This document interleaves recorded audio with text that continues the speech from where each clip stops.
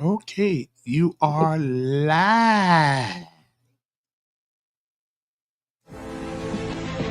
We change the world in history right here where we're from. It's no beginning to you and me, cause we're not done. In our city, in our city, in our city, we're not done.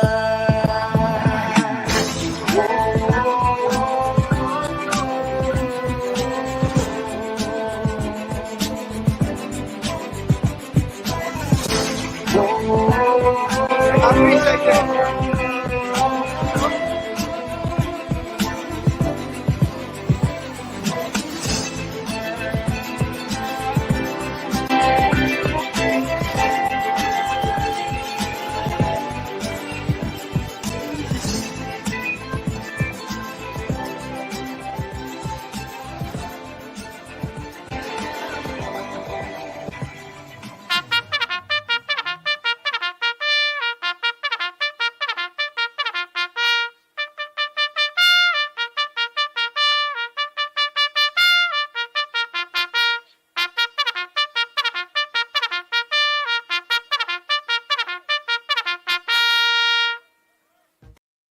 Well, I guess that means it's time to rise and shine.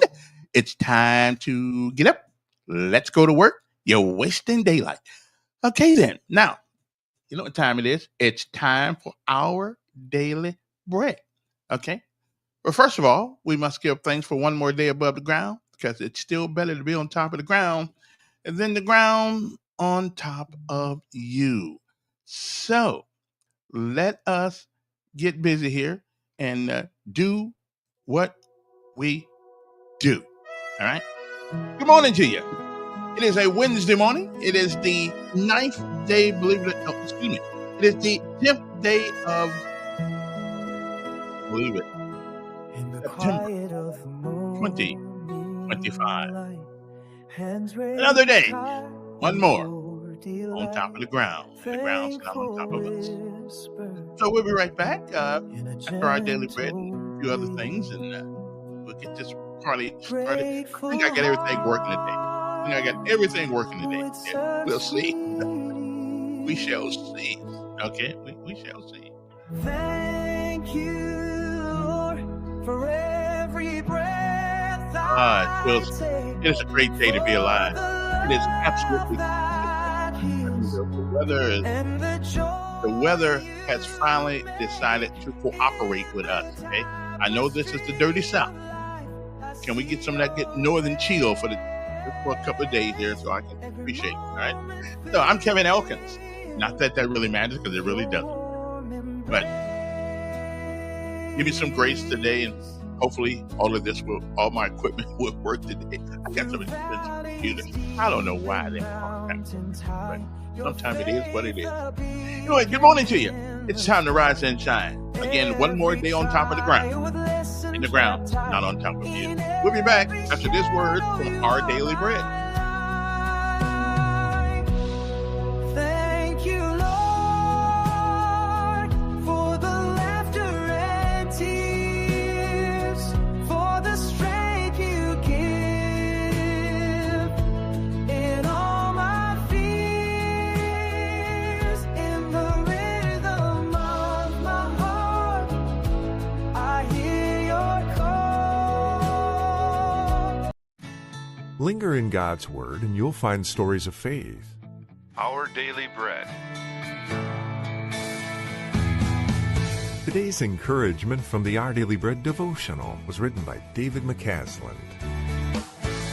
During a discussion of the Lord of the Rings movie trilogy, a teenager said he prefers his stories in books rather than movies. When asked why, the young man replied, "With a book, I can stay there as long as I want." There's something to be said for the power of lingering in a book, especially the Bible, and inhabiting the stories there. Hebrews 11, often called the faith chapter of the Bible, mentions 19 people by name. Each one traveled a road of difficulty and doubt, yet chose to obey God. Verse 13 says, "All these people were still living by faith when they died. They did not receive the things promised. They only saw them and welcomed them from a distance, admitting that they were foreigners and strangers on earth. How easy is it to rush through our Bible reading without pondering the people and events in the text? Our self-imposed time schedule robs us of going deeper into God's truth and His plan for our lives. Yet, when we are willing to stay a while, we find ourselves caught up in the real-life dramas of people like us who chose to stake their lives on God's faithfulness. When we open God's Word, it's good to recall that we can stay as long as we want.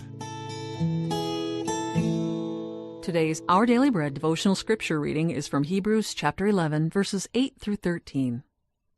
By faith, Abraham, when called to go to a place he would later receive as his inheritance, obeyed and went, even though he did not know where he was going. By faith, he made his home in the promised land like a stranger in a foreign country.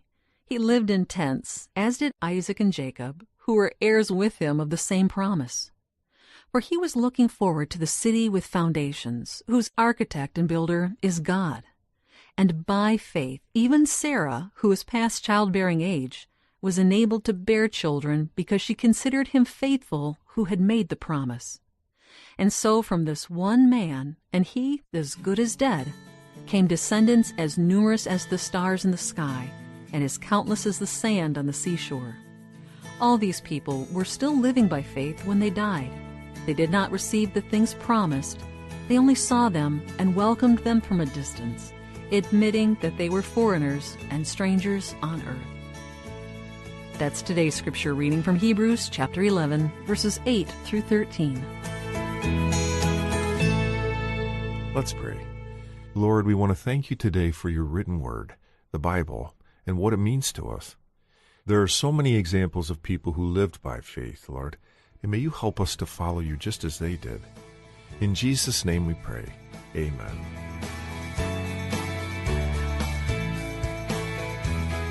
Today's encouragement was provided by Our Daily Bread Ministries.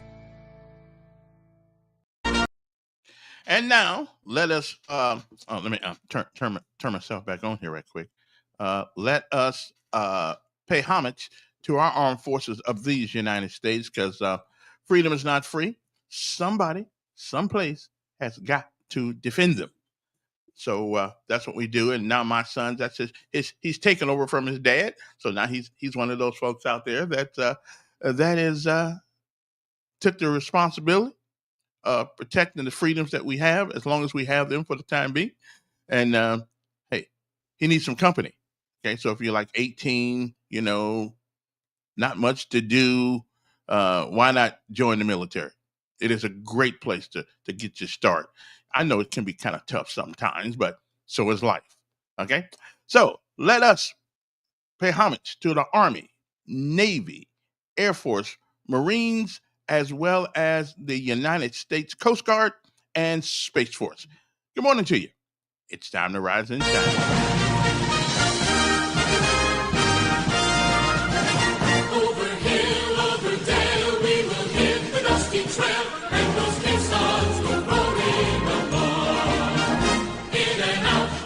Shout, cows are marching all about, and those caissons go rolling along. For it's high, high here in the field artillery. Count out your numbers, now let's count. 2, 3, 4, 1, 2, 3. And wherever you go, you will always know that those caissons go rolling along.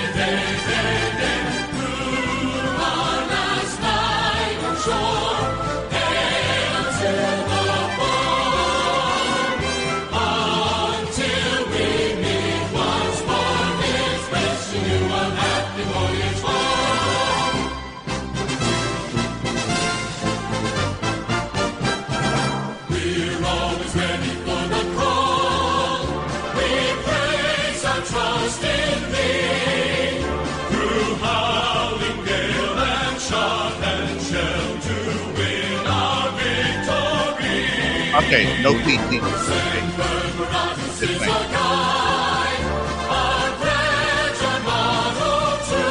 I forgot my PT uniform.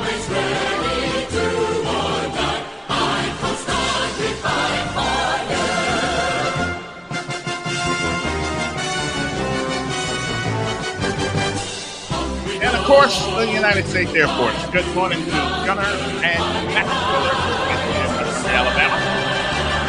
It's a great day, an outstanding day to be in the Air Force.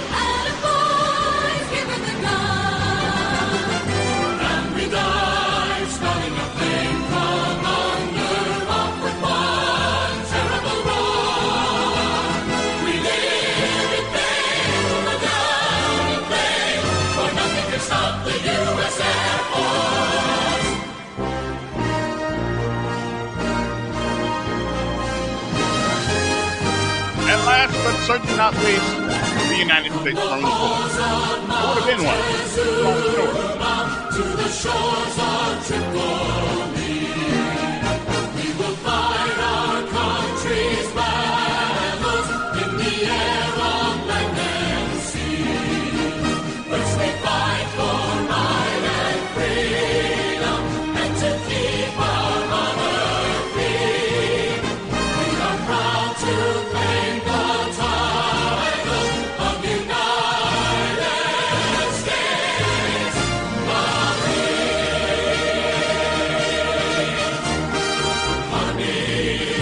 Morning. Hey.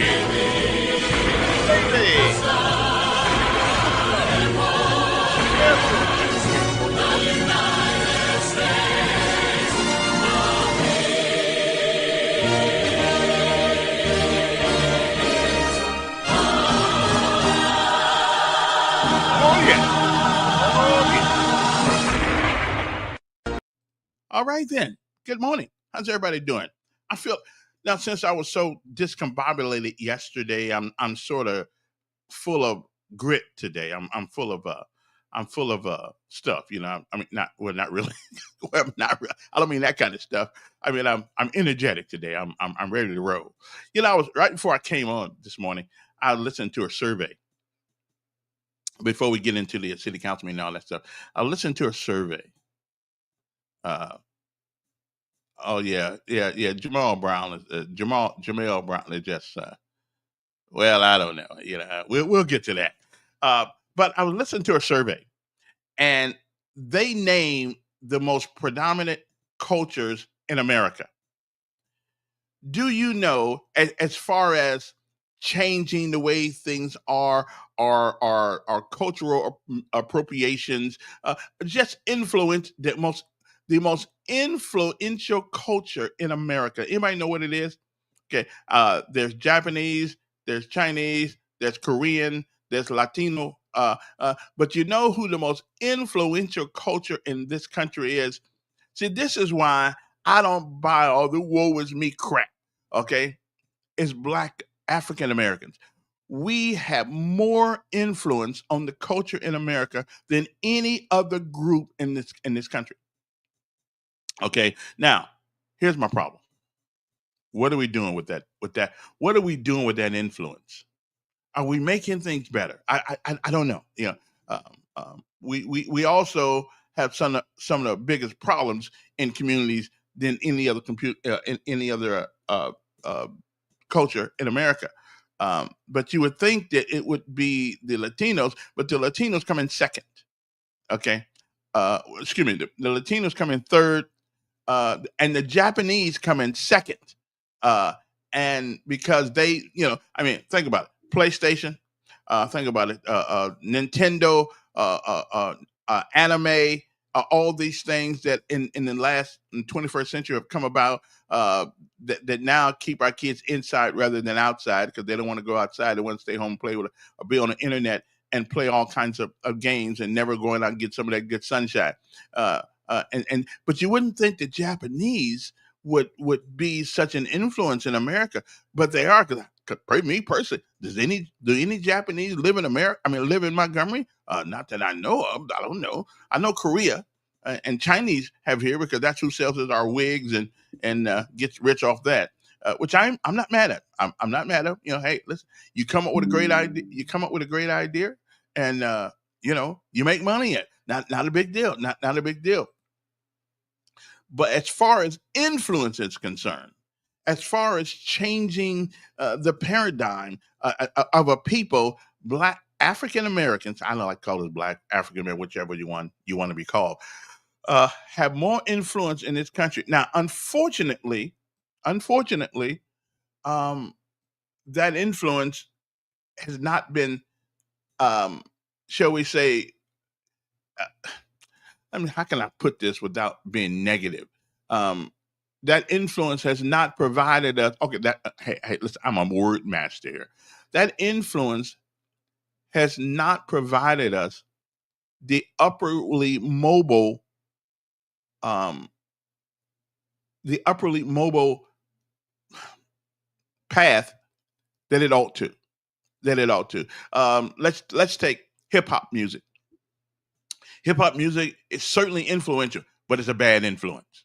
Okay, it always has been, and as far as I'm concerned, it always will be. Okay, but it is what it is. Food. More people of different cultures like soul food. Everybody likes soul food. I like soul food too. Hey, right on. I love it. Give me some pork chops and give me some greens and throw a little cornbread on top of that, brother, and everybody eating. you know. So let's talk about swag. Nobody, nobody used to be. Used to be. It's not that way anymore. But nobody dresses better. There ain't nothing finer than a good looking black man and a good looking woman with some clothes on, walking down the street, strutting their pride. Now, I don't know what the hell happened to us. Now we wear our pants below our ass, and we now we wear holes in our pants, and we buy the pants with holes already in them and pay more for them. Somebody must have figured this out a long time ago and tried to change that culture. Okay, but there was nobody. Even back in the 40s and 30s and 50s, black folks walked. We were some of the best dressed people in this country, and with the little money we had. Okay, we didn't dare walk around looking the way they looking today. We did not dare. Our hair was kept prim and proper when we could, when we had the money to get a haircut. And something happened. But we are the number one cultural influencer in America. What are we doing with it? Okay, and listen, you're absolutely right. I don't agree with you too often, but influence doesn't necessarily mean it's good, but it does mean. Well, I just told you what influence has been good. Our food, our swag, our confidence, and if you really look at the historical from a historical aspect in America, our intelligence has been good. There's some inventions right now, and you know what? Do you know the part that black folks played in GPA? I mean, GPS, even the internet. I mean, we have influence. Now, I must admit it's been hidden, but it's up to us to find out about it now. It's out there. It's out there. Again, influence can be good or bad, but for the most part, except from the 1990s and beyond, we've seen to lack a couple of things, but culturally, yeah, black folks in America are the most influential group of people. Again, some of that influence is positive, some of that influence is negative. I hear you, but that's everybody. Everybody's got a little positive, everybody's got a little negative. But think about it. You wouldn't have a GPS if it were not for a black person. Okay, you wouldn't have refrigerated trucks. Um, that carry meat and all these things on long distances in these you wouldn't have them. Black person came up with that. So now I realize that we don't teach these things, and it's up to us to teach these things. And maybe, just maybe, if we spend a little more time making people who seem to be lost in the wilderness sometimes, showing the things that we have accomplished even under duress. We built things to make this country better. Even Trump the other day even though nobody would give him credit for saying it. He did say black folks helped build this country, and he was absolutely right. But but you can only live on the past for so long. You can only live. You can only live on what you did for so long, because at some point we have to say what we're doing. Okay, so I'm just saying. But anyway, it was an interesting survey. Uh, we are the most dominant influence of culture in this country, and that's black folks. And most of it, now I'm gonna tell you, most of it's pretty good. Most of it's pretty good. I don't know what happened. I don't know what happened to us as a people. You know, but we can talk about that. We can talk about that if you want to. But sometimes you gotta tell the truth and shame the devil. And we are and let's talk about music. Let's talk about music. Except this crap called hip hop and rap, we have come up with some genres of music that wouldn't be here had it not been the soul of Black America. Okay, okay. I mean, listen, I listen. If there was no music, I would be useless. I love our music. Now, not the crap they're coming up with now because they can have it, but the Nat King Coles, the Natalie Coles, the Temptations, the Whispers, the Four Tops, all these, and they look good in presenting it to us as a people. And now now it's my lord, I don't know what it is now. I wish we could turn the clock back just a little bit and get some of that back again. A survey came out. Japanese are number 2 in culture. Latinos are number 3, and the last ones don't. The bottom 2, I don't really care. I mean, they're all right, but okay. But the number one culture in America, the influencer is black folks. Good morning, Ranger. Hoorah. Hey, there's a guy on here, Hellison, that swears him down. I've never been in the Ranger Battalion. Can you come on and tell him that? Yeah, I was there. He doesn't believe. Yeah, see this guy right here? He swears him down. I'm a lying sack of crap. I've never been on. He said I've never been in the battalion, never jumped out of an airplane, never did anything. So I need somebody from Second B to come on here and tell that son of a gun I ain't lying. I ain't lying at all. Okay. As a matter of fact, look at my little thing right there. Where's my, see that right there? That right there. See, don't that show that I was in jump school right there? Don't that picture show that I was in jump school? Of course it does.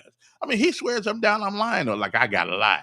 Because he's one of them Air Force guys, Now, I don't think he flew planes or anything like that. At least I jumped out of them. I ain't mad at him. Don't get me wrong. But anyway, it is a great day to be alive. No phone gets at the moment. If you want to call in, you can do that. A matter of fact, I need to make sure my phone is working anyway. So if anybody wants to call, I need a commo check. That's the number right there, 521-2963, 334-521-2963. But anyway, and we got other things to talk about too. But there's so many good things that black folks have brought to the culture of America. But we seem to have forgotten it. We seem to have forgotten it. And I am so devastated by what happened. We make national news one more time in Alabama about what happened in Auburn. Just absolutely, just. I just don't know. I do not know what has happened to our culture, a culture of pride. And we still have some, of course, but they all go to private schools now. We still got plenty of that. But something is going on in time, like Ronald Reagan said, something is going on in time and space that is serendipitous, because it is. I mean, we have been a proud people, even under duress in this country. Where did all this violence come from? Okay, well, some of it comes from attaching ourselves to the Democratic Party.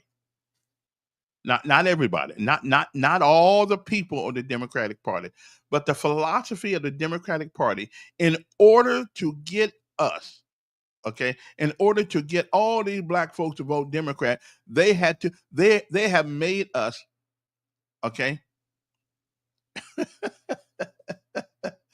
Okay, I hear you, brother. I hear you. They have made us the whooping stick to put everybody in a frenzy and vote for them. Lyndon Baines Johnson, and I'm just going ahead and say what he said.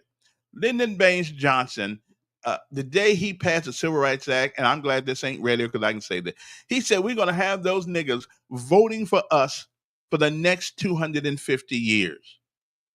And you know what? He pretty close to the first 100 years right now. Okay, he pretty he was pretty close. Okay, so has that has it served us well as a people? Because if you constantly think that you are a victim, I played a thing yesterday. As a matter of fact, I think I want to play it again because it was such a good conversation between this young man and this guy about this black young man is in Texas A&M. Now, Texas A&M is not a school that you can just get into and lollygag around because that's what you feel like doing. Texas A&M is a pretty good school. You don't just get there. I mean, you may get there. I don't think DEI is the way to get into Texas A&M. Okay, but once you listen to this guy, he is going to make you feel as though the whole world's against. Now he's in one of the most influential universities, okay. But his argument about the past, okay, he even went all the way back. He's about 19, 20, 21 years old. He brings up Tulsa. Tulsa was a terrible thing. It was a terrible, terrible thing. Okay. I don't think anybody would ever say anything other than that. Okay. I don't think anybody will. Well, I can't find the guy in here no more. He's gone. So I was gonna play that, but he was a this guy. His whole argument for DEI and all that stuff, and the guy who I wish I could find, I can't find it right now, so it's gone, I guess. Um, But his whole argument was the past. His whole argument was, well, this is what happened in the 1950s and the 40s. We know that. Okay. Okay. For once and for all, the last time ever saying this. Okay. My last time ever saying this, because everybody already knows. Listen, white people back in the day, and we can argue there may be some 75, 80 years old who still have some of the same thoughts, but white folks back in the day were evil. Absolutely. Evil as sin. But on the other hand, had it not been for a lot of people that were white, there's no way in the world a lot of these people put their wealth, their lives, because people of their same race was crazy. Okay. But they put their wealth, their livelihood on in a dangerous place by helping us. And I can only think Viola Louisa, who came from who came down south, a white woman, um, during the the height of all this anti-black folk stuff, and gave her life. And she's not the only one. There are a multitude of whites who put their life in harm's way to help black folks. Okay, so against their own people because they weren't their people. Okay, they had to be the same color, but that's it. Okay, they couldn't help what sperm pool they happened to be in. Okay, it was a bad situation for black folks and for some white folks. Okay, it was just bad. Uh, but never think that we did all this by ourselves. We had to have help from somebody. Okay, even in World War II, America's one of the greatest countries that ever been on God's green earth. But guess what? We needed help, and guess who helped us? Because sometimes the Russians, and we want to act like we hate the Russian. Well, the Russians helped us win World War II. Yeah, the enemy of my enemy is my friend. Okay, so that's just the way it rolls. Okay, well, I wasn't a rangerette, brother. I was a lot of things, but I wasn't I wasn't a rangerette. Anyway, now let me see. Now what else is going on? So I can't even find. If I could find that thing, I'd play it again for you guys. during the next hour if I can find it, because it is a conversation that we need to have in this country. Now, the Democratic Party should ban Jamel from running under their banner. It makes their banner looks crazy. It makes them look like they. I mean, they're gonna let this guy run there. I mean, wearing women's wigs and all this stuff. I mean, we don't take politics seriously, which is why we never have any political power when it comes to getting things done. We don't take it serious enough. Either we don't vote or we support idiots that vote. And I'm not gonna say the guy's an idiot. Listen, he's a young fella, but he has no idea of the damage he's doing to the Democratic Party's mantle. He has no idea what he's doing. Okay, there's another guy that's running as a I think as a Democrat named Will Boyd. I think he's a doctor or some a preacher. I think he's a preacher, one of those things. Uh, Trying to reach out to him. He's yet to call me back. Um, but Jamel, please, for sanity's sake, um, let's just give it up, brother. Let's just leave it alone. Okay. I mean, just let me see. I gotta find this guy because this is the guy right here now. Let me see. Let me see if I can find him right quick. This guy says he's running for the governor of the United States. Now, I mean, excuse me, the governor of the state of Alabama. Now, nobody takes him seriously. Okay, nobody takes. He's getting a lot of free publicity. Um, you know, um, yeah, I asked him to come on. He act like he doesn't hear from me, but I've asked. I sent him notes and all kind of things because I want to see where his brain is. Okay, I want to see where his brain is. Okay. Okay, here we go. No, you were careful not to say you were a ranger. Rangers are to someone who had to cook. Again, I don't know what makes you think that my contribution to the service of the United States was any less than yours. I also was what we call a 64 Charlie. I also drove the 18 wheelers and all that stuff. That was one of my other MOSs also. Now in the 70s, it was not unusual for a brother to be given, even though my scores were great. 50 something, I think my ASVAB score was, and my GT scores were one something. So it's not unusual to be directed toward an MOS that they wanted to feel rather than the one I wanted. But I didn't want to, I didn't want to. I I wanted to go to the Ranger Battalion. That's where I wanted to go. I wanted to jump out of airplanes, be the tough, be the best there was. And at that particular time, I think they were and I still think that they're the best. Although I will say Navy SEALs are, and we didn't have to deal with all that water, except every once in a while when the first sergeant or somebody said, get in the water and learn how to swim. But other than that, yeah, I would have, I never would have tried out for Navy SEAL. That just too much water. But yeah, everybody eats, my friend. Everybody eats. Okay. So, you all for years you've been trying to put me down. Listen, I wasn't in the cooks because I couldn't do anything else. That's what they said they needed. And when you join the Rangers or the special units, whatever the case may be, you have to go at their behest at the job. They need to fill job. We call them TOE slots. Okay, which means that you get there to fill a slot and what they need. Now, I will tell you that in the 70s, I probably had a little Bravo Sierra put on me too, saying that that's the only job they had available. They probably needed the job. Nobody wanted to do it. It's a tough job. It sucks sometimes, but you know what? It was different in the battalion. But I don't know why you believe that a cook is an idiot. I don't know why you think that because we're also the people that can make you go to the bathroom for 3 weeks straight, and not know why. Okay, so hey, be nice. Okay, so I don't have to lie about my service. Again, I was 64 Charlie, 94 Bravo. 'Cause at that particular time, it's kind of cold outside, and I needed a job, so I took whatever job they have. But I was going to jump out of that airplane no matter what happened. I was going to. I didn't want to go to Lakeland because Lakeland sucks. Okay, I wanted to be with part of the best unit there was in the United States Army. And that's why I went to the 82nd Airborne too. I'm just telling you, I just went. So I've been with the big boys. I don't even play. You couldn't even muster in the 82nd Airborne or the Rangers. So listen, I understand your jealousy. Jealousy is like penis envy. I understand. You're a white guy, and you know,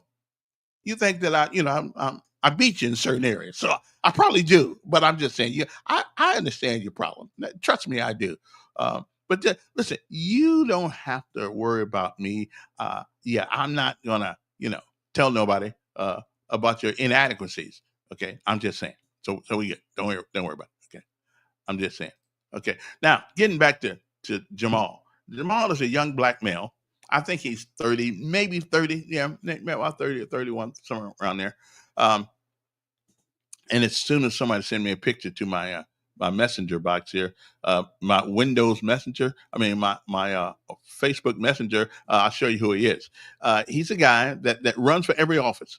He's ran for city council. He's ran for mayor 18 now, and he ran at 18, which is cool. I have no problem with young people getting involved in politics, but give me a plan.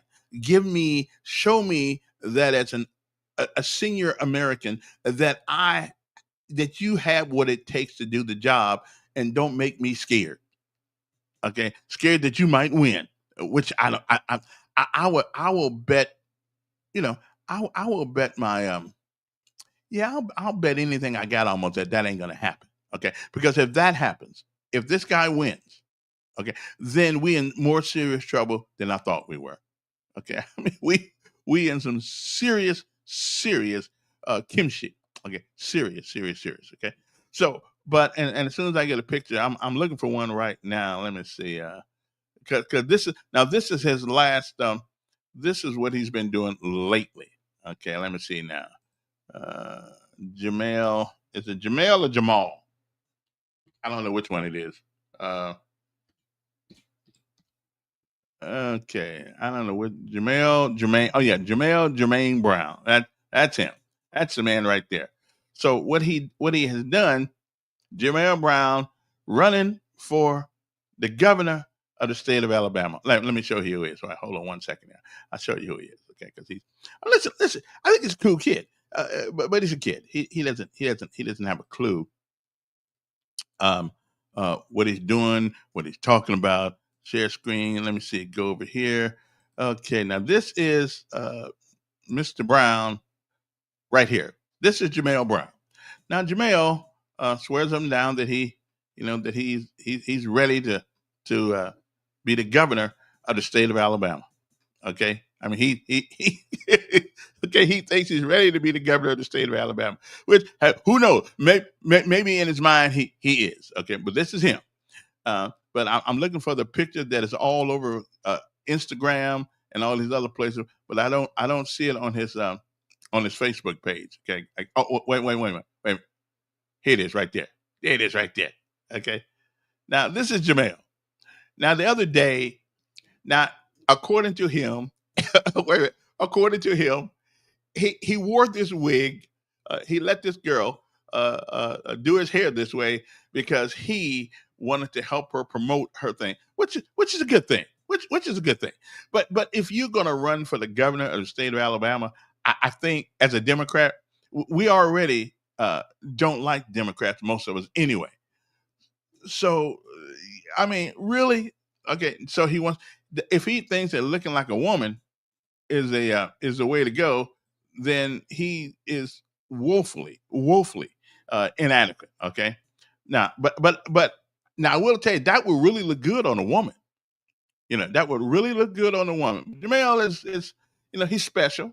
He's kind of special. I'm just saying that maybe he's not quite ready for the big time yet. Okay, I mean I don't think he is, but that's okay. That's all right. He's not quite ready for the big time yet. Okay, now and again, here he is again. Listen, I ain't mad at him. I mean that if that's what he wants to be, but this is the guy that wants to be the next governor of the state of Alabama. Okay, I ain't mad at him. I'm not mad at him at all. Okay, nice thing about it when you put these pictures online, they there forever. you can't and you can't take him back. Oh, here he is again, right there. Okay, so I'm just saying, he might want to rethink about. Before she went to school, Jamel wet the wig up. She FaceTimed me.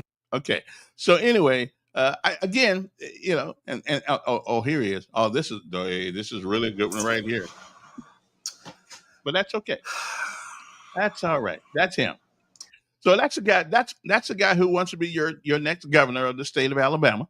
And if it wasn't so comical, if it wasn't such a tragedy, it would be funny. But he's going to have people believing that he can actually be governor of the state of Alabama. And this again, but he has a right to run. Now, if he wants to come on this show and debate the issue with me, I would be glad to. I mean, he likes to talk about how many listeners he's had. Well, it's okay to have listeners, but if the only thing they ever hear is you and no opposition to you, then I don't think you're a very good candidate for anything. If you're going to put on the big boy pants and put on the big boy pants, and let's talk about this thing, because I don't think you're ready. Not only do I don't think you're ready, I don't even think. Well, you're qualified. I guess you can be, as long as you are. I think 21 years old or 25 years old, whatever the case may be. You can run. You can run for any office you want to run for. That's cool. I got no problem with that. But come on, can we be a little bit serious here? Honestly, can we be a little serious? Would you vote for this guy? Okay, I like him. As a kid, I like him. He's always been involved in something, even though he was wrongly guided. Well, again, here's another guy about white folks being evil. They were evil. They were. There's no doubt about it. My mom was born in Jackson, Mississippi. There's no doubt about it. And again, I'm not saying that all white folks are bad, but I'm saying back in those days, it was standard operating procedure to treat black folks wrong. And if you deny that, then you're lying. The truth ain't in you. That's just the way it was. The things my mother told me that she had to put up with in Mississippi, it still angers me. And she's been dead for 30 years. It still makes me mad that she had to even go through that as being an American citizen. But she did. And but you know what she told me? She said, don't hate people. She said, don't trust them, but don't hate people. And I have led my life by that. I don't hate anybody because of their color. I just don't. I just don't. People who are, because if the truth be told, I done stuck it to a few people along the way too. So I can't be mad at everybody. All I ask us to do is move forward. We can't undo the past. We can't undo what happened. It was what happened. Okay. So I ain't mad at you. Okay. I ain't mad at you. I'm not mad at you. I can truly say there's not anybody on God's green earth that I hate.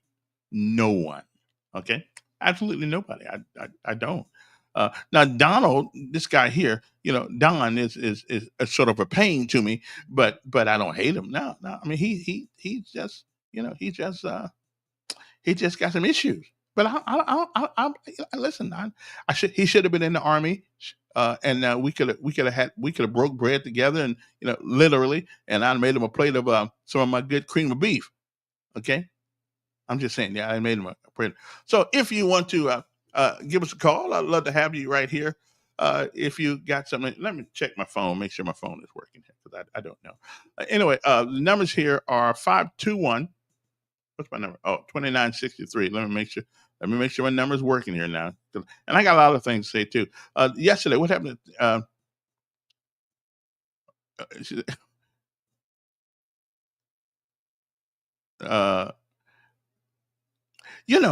absolutely certain that men and women's brains are different. I'm absolutely, I just got a text. I'm absolutely from a woman. I'm absolutely convinced that men and women don't think the same. We don't. We think differently. Okay. Yeah, we think differently. Yeah. See, I'm gonna leave, I'm gonna leave that alone. But anyway, uh, she just just to mess with my whole combobulation right now, of my whole mind. But we're gonna leave that alone. Anyway, so what was I gonna? I was gonna check my phone line, make sure my phone line working. You guys don't. I thought you guys don't like calling very much, do you? Y'all just like to sit out there and although I don't care if you just write stuff on here and stuff like that. I just want a good argument. I just want a good argument. That's all. And if I can find this thing that this guy gave me yesterday, I love to play it again because it really was a great conversation, and it's part of the reason. It's part of the reason in my mind. In my mind, why we have such problems with violence in our community because we have been what has been laid at our doorstep, black folks doorsteps for years, is that you are the victim. You are going to be a perpetual victim in perpetuity. You cannot make it on your own. Okay. Yes. Good morning.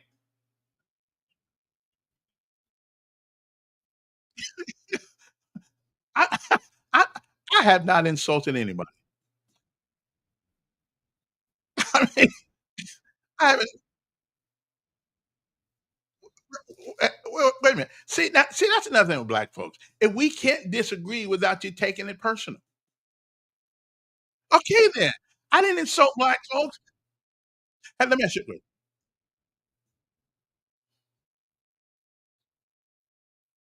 Well, I never said that. I never said that. Right? Everybody should raise their own kids.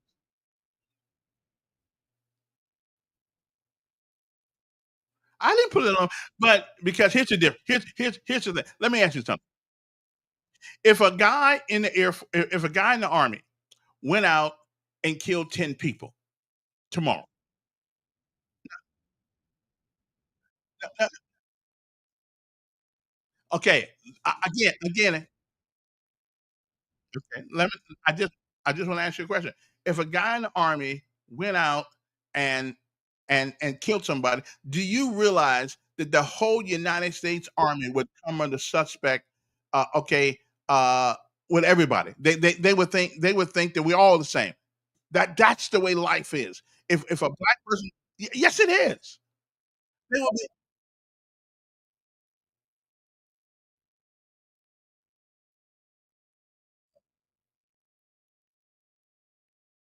and nobody's condemning. Wait a minute, and nobody's condemning. Nobody condemns a whole race here.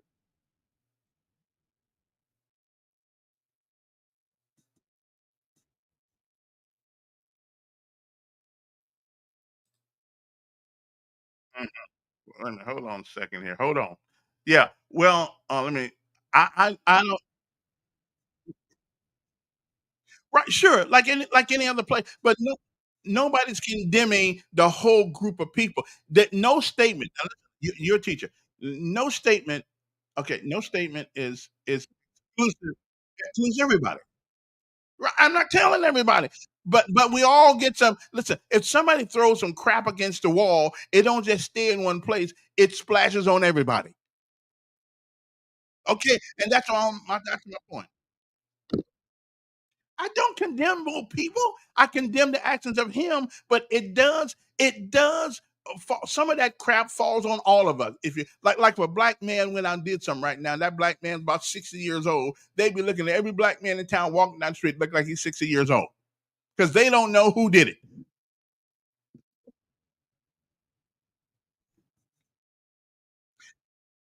And it's still right, but it still makes people wary of all 60-year-old men for a little bit, not forever, but for a few minutes because wow, they that old and they still doing that stuff. It still works. I mean, come on, logic and reason here. It it's what? Yeah. Okay. And again,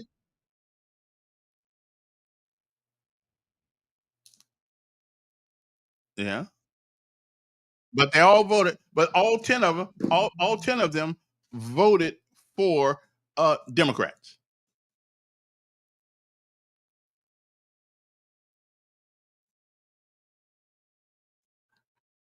98%.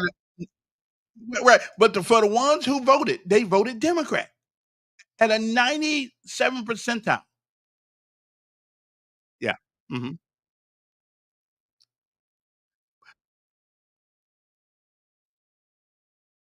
Oh, okay. All right then. Oh, somebody said they can't hear you. Let me see something here. Um, let me see if I, yeah, you did. We still love you. Okay. Well, it's not. I'm sorry about your person who died. All right then.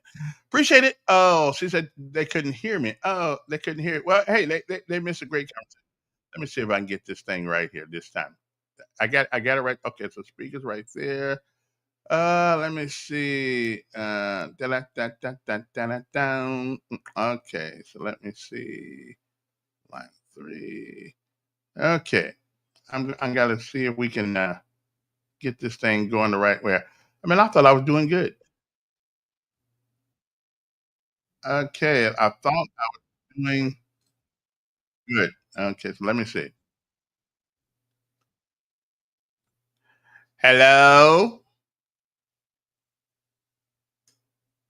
Uh-oh, where'd you go?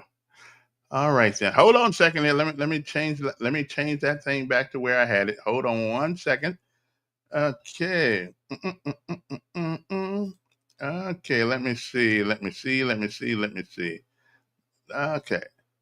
Are you still there? Well, I can hear you fine, but I don't I want to make sure that other people hear you.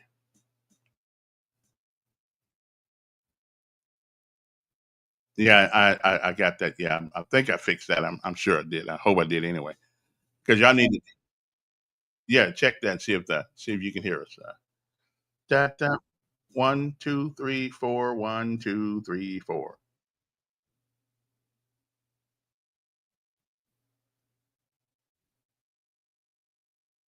Yeah. Of course, you can't hear yourself though. Oh,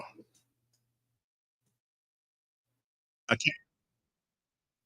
Well, yeah, I don't have to share it. I got to put it in the right in the phone in the Google phone, the sound app. You just got to put it in the right. Um, Let me see here now. Okay, how about now? Can you hear yourself? Oh, I guess you can't. Okay, then. Now, what about now? Yeah, yeah. I got your mic. The mic's good. Mic's good. Okay. Okay. How about now?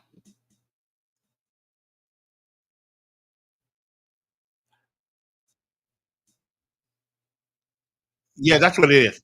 Yeah, that's what it's on. Yeah. Oh, wait a minute. Wait a minute. You know what? Wait a minute. Let me. I may forgot about that. Every time I get out of there. Oh, yeah. Know what I mean? Yeah, I didn't do that. My bad. Okay then. Yeah, I understand. Well, I need a producer, man. Sometimes my mind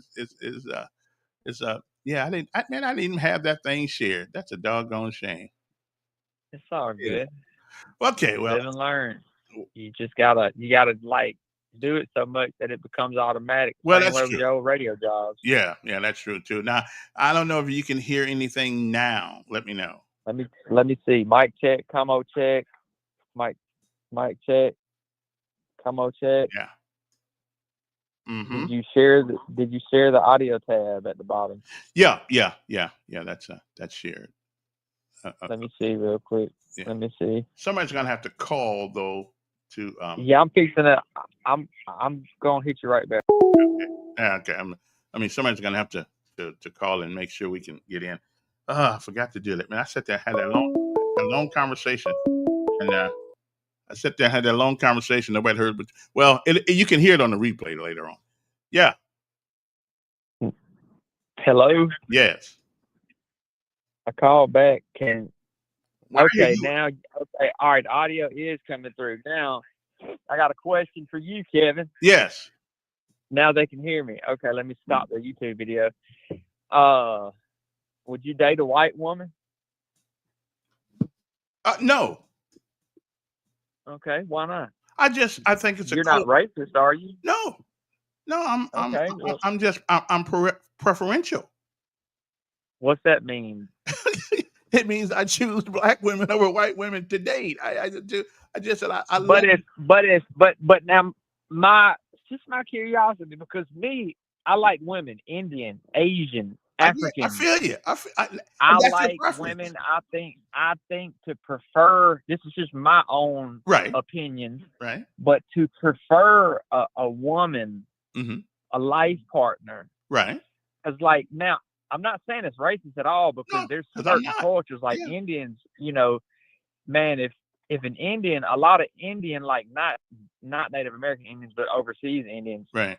they will disown you if you date Sure. anything other than, you know what I mean? So it's Mhm. not a racist. I get where it's more, but is it from a pro-black standpoint, or is it just from a? I mean, you mean to tell me, and there's some good-looking white women out there, Good with big looking old women. booties and all that Good stuff. looking women. You mean to tell me if they walked up to you and said, "Hey,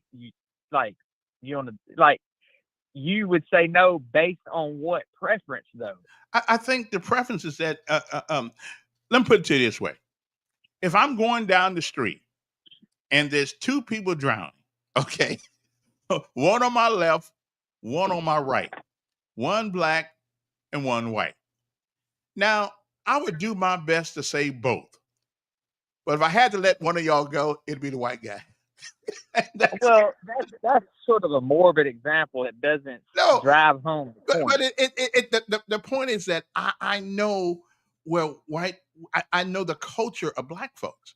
I know where we come from. I know where we again. I just honestly, I think black women are the prettiest women in the whole wide world. I just me though. I mean, I just me. No, I'm not. I'm definitely not disagreeing with you, Yeah. but so like if a bad Latino, I'm talking about bad Latina No, woman, 45 years old, yeah. look like she could be black because she light skinned, but she really Latino. Right. Right. But you like, damn, like I'm having feelings for this. I thought she was light skinned, but she really Puerto Rican Latino. You mean to tell me, based on the fact that she's Puerto Rican, that you find out 2 weeks in that she's not black, she's Puerto Rican, you would stop talking to her? Well, here's what I think. I think if you run into somebody that you get a heart connection with, There you go. I think That's what I'm looking for. right. I think the heart would not care of what they were from, their ethnicity, and things like that. That's some of the realest shit you've ever said, my friend. Well, but Amen to that. yeah, but if I'm going to choose it, I'm gonna choose a sister girl. Oh, I ain't no doubt about it. No, if you line up a Puerto Rican, a Yeah. black, and a white, Yeah. I'm probably gonna lean more towards the Puerto Rican. I feel you on that, Yeah. And I love black women. I have dated more black. I've dated one white woman in my entire life, and I Right. am a purebred Caucasian Irishman. Yeah. I am not the sons of the Confederates. I am of the Irishness descent, Right. Boston, via Boston. I still got family up in Boston and Pennsylvania. We're Irish settlers, okay? Mm. But so yeah, I just wanted. So I get that, yeah, because if there was a Puerto Rican, an African American, and a white woman lined up, it would be tough. But I get you. Everybody's got their preferences, but you said it right though. You can't. The heart is blind, right? The heart is blind. Yeah, So, that's right. We're good.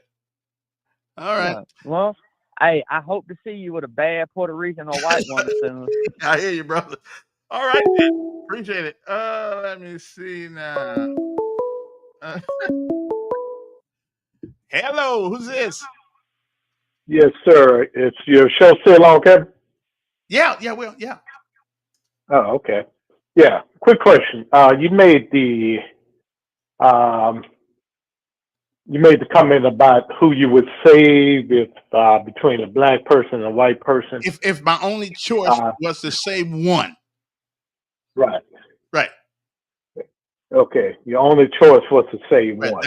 But now, I would try to if get you both. condition, Yeah, you're trying to get both. Now let me ask you. You say now if the white guy was closer, easier to save versus getting to the black guy, which one would you choose? Now you got to put. Now you got to put. Now, Yeah. Put some listen, conditions in listen. place. It depends on how deep the water. It depends on how deep the water is on that other end. Yeah. So I mean, like I said, the white guy a little easier to get to, Uh, versus the brother that's about 20 more feet out there in the water. yeah, I'm gonna have to let him go. Now, which one you gonna choose? I'm gonna have to get the white guy in that case. Yeah. So is it by skin tone? No, it ain't about skin. It's about, but again, and I said all things being equal. All things being equal. They both, but I can only get one. Then of course, and I would expect. Listen, I would expect the white guy to do the same thing. If all things being equal, there's a white guy in the pool with me, and me when it's, but he can only say one. I wouldn't be holding against him if he got the white guy. I mean, they have something in common. They have a lineage together. They have things about each other that they know that they don't even know. They know. You know what I'm saying? So it's culture. Yeah. I don't have a problem. Because I've taken I've taken a whooping from a black man and a white man. So So the white guy grew up in the same neighborhood right. as you and the other, you and the black dude. Okay, y'all got the same culture, went through the same experience. Just one is just white, the other one black. Grew up in the neighborhood. Okay, Right. hung out together. Grew up together. Did dirt together. Dated the same type of women, and all that. That would be a hard one. I mean, which is he still does not have the DNA that I have, and he still hadn't put up with the same things in life in this country that I have. You have. Our positions in this country have not been one of equality, but been one of survival, and so I still would probably get the black guy. So you think that all white folks had it easy? Oh no, absolutely not. And I've fought that fight for years. I mean, No, some of them call just as much hell as we call. But again, what we're doing here, we're saying if the only difference was color, all things being equal, and the only difference was color. And now you put in a thing there to kind of, you kind of change the scenario. Um, when it comes to the possibility, if there's more of a possibility that I could save the white guy, that I know I wasn't going to be able to get the black guy, then I get the white guy. But my preference that's all things being equal. Yeah. Let me ask you a question. Yeah. Okay, blood is the same color, right? Absolutely. Right. Everybody believes red. Mm-hmm. Let's say an alien or something. But anyway, now the most important thing about us as humans, and that probably we go by this skin tone, right? We look at skin color and so-called culture. Okay. Now, why is it that a black person, say you, okay, you need a blood transfer, right? That probably not even your own family members can say, that could connect to your blood type. Okay, right, your blood type. Now here comes a white guy, what happens all the time. Yeah, he does. That has the same blood type as you. Okay, that your body would not reject. Okay. Yeah. So who is more connected to you in that case? Well, of course, that the guy with the blood that's compatible with mine. Right. So what tells? Okay. So do you think, as far as like I said, we look at the skin color. Yeah. Okay. But do you think that white man that we call the white man that has the same, whose blood that is the living source that gives you life, okay, is more connected to you than other black folks? Well, Did you think he's more of your kin than the black man? not my kin, If it but the what blood is I blood. I mean, mean, so what is more important? Your skin tone, in that case, is the skin tone saving you, or is that that vital substance of life, yeah, of which is course. blood, Yeah, I mean, of is course. more important? Yeah, of course. Yeah, It's the blood. yeah. So why do you think God made it that way? Well, now I haven't talked to him lately, Yeah, um, but yeah. We that's got all these shades of color that right. we worship. Well, first of all, it'd be Okay, boring. It would be boring if everybody looked the same. Okay, right. it would be But boring if everybody yeah, looked the same. So, but so we got all these shades of colors that we as human beings worship and think it's make us these special people, yeah, right? I think we need. I think Okay. having the different hue of people it makes it more of a magnificent world. Yeah, yeah, of course. Just like languages, right? Hmm. I mean, that's the reason why what we did in Babylon. Yeah, yeah. We So confused the languages, right? yeah. Okay. I Yeah. don't have a problem with whites or black folk. I just made the Yeah. scenario there. If in fact I can only get one person, then I would probably get that person that I know more about than the other guy. Now again, if the brother was 450 pounds and I couldn't get him, well, I couldn't get him because he weighed too much. Yeah. So let me ask you. So if that you say you know more about, Yeah. okay, and the only thing you know about is that his skin color. That's the only thing you know about the person, right? No, I know some of his struggles without even knowing them. I mean, how you know it's struggle if you don't know? Because if you're born black in America, you have struggles. I mean, every black person that's born in America has struggles. Sure, I think we do. I think we are all at some point, depending on where we are, at some point, we are automatically okay, like right now. 98% of all black folks vote Democrat. They Okay. just do. They just do. So Yeah, yeah. Because I don't because they've been groomed, they've been brainwashed to do it, and therefore that's why I don't get along with most black folks I know because I can't go with that. But again, I know where they've been. I know now young folks today they don't hardly have to put up with nothing. But I came up in a world where being black was not necessarily an advantage. But the young kids today, I think they're a whole lot better off than I was, my mother was, my father was, and things of that nature. But again, I like being black. And I like hanging around people that look like me. So we got something to talk about.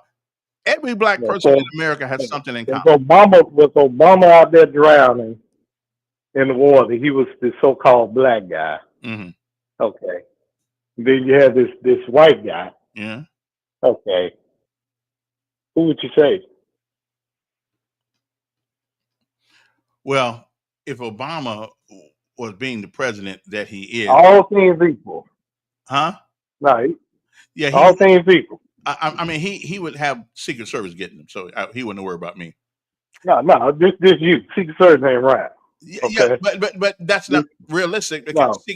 if This, only reason why we know of Obama because he was president of the United States. That's the only reason why we know about him. yeah, but that's just hypothetical. Who I would you say? you know I- you know I don't know. No. Yeah, I don't know. I mean, Obama black, right? Yeah, well, he's kind of black, but not I mean, totally. well, he's so-called black. Yeah, Yeah. he ain't totally black. Yeah, so-called black. But I don't know. I'm glad. I'm glad that scenario will not play out because Yeah, yeah. he's But I always think, he's always with secret. yeah, Yeah. yeah. So I mean, I just wanted to throw that at you, man. Yeah. Especially when it comes down to blood. You know what I'm saying? Uh-huh. That the most important thing that runs through our vein is blood. Yeah. Well, Same color. It ain't black. It ain't white. yeah. A white man, the blood that comes from a white man or a black man, Yeah. Could save your life, my life, a white man life. The black man blood can save the white man life. Yeah. You know. Sure. So what's, but like I said, we taking this color ideology or idolizing, you know what I'm saying, as if it's something special Well, when it's not. we didn't start it. So I mean, I don't know who started the Oh, whole yeah. thing about color. Uh, Well, but I mean, what that, just like with white people, and white folks don't understand even where the term white people comes from. Do you know where it comes from? When that started? well, no, I don't. Yeah, it started in what, the 1600s. Yeah. Okay. Well, Yeah, I don't know. First of need to all, read. Yeah, read up on. I know one thing about it. We're not black and they're not white. So, So why we call ourselves that? because black was negative and white had a pure sort of connotation to it. Black has a negative connotation to it. You don't find too Right. many things in this world that are black that are good. Yeah, it's always been the mind game. Right. That's all it's Right. been. It's been a It's mind always game. been there, and that's how this whole thing started. Yeah. With uh, with white folks. Yeah. Look up Bacon's Rebellion, Yeah. and you understand how this whole color thing came into play Yeah. in this country, and how it became this. White people became white folks. White folks didn't even understand how they became the term white people, and Uh-huh. how it was a mind game that was played by some elites to Yeah. divide and conquer Yeah. after Bacon's Rebellion. Mm-hmm. Yeah, need to read up on that, man. All right. I Yeah. will. I appreciate your call there. See, the nice thing about this place is you don't have to. I don't limit you to 3 minutes anymore. If you want to talk, you can talk. Also, El Millionaire, what do you mean race is fake? Made up? Well, maybe so, but again, we still live by it. It's how we are. It is how we are identified.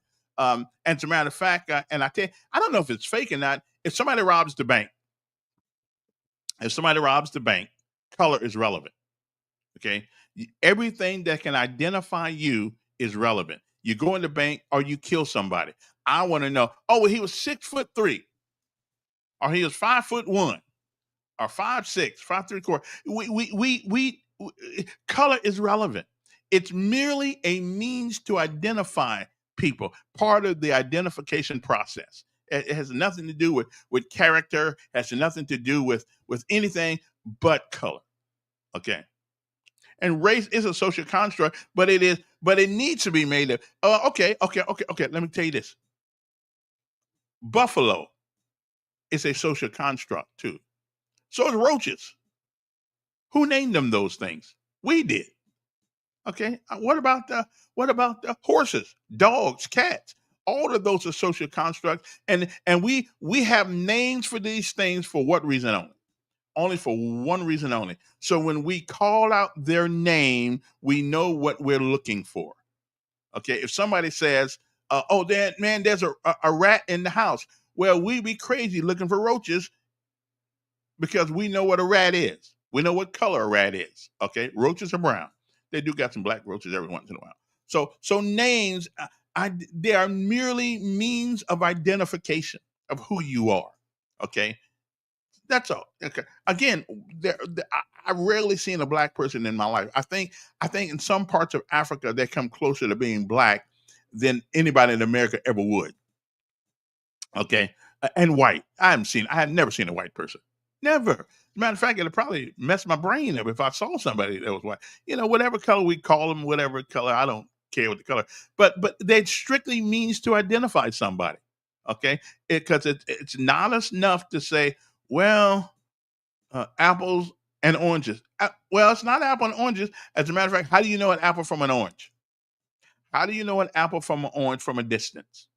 By the color of it. You know if an orange, if you look at a distance, if you see an orange, you know it's an orange.